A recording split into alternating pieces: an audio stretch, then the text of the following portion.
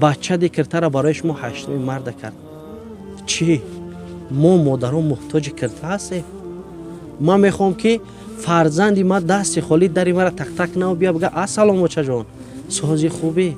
خیال میکنن مادرها برای پول و مال فرزند دوست میدارن. بچه جان ما نخوردم و خراندم نپوشیدم و پوشاندم که فرزندام گشنه و تشنه نمونن. یک کس نگن که فرزندا صغیره.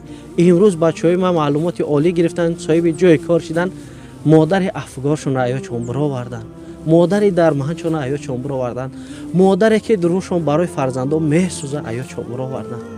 رحیم جان گفت خاک پاچم گفت این نوارا به همه گپ زن که این کار تکرار نکنن.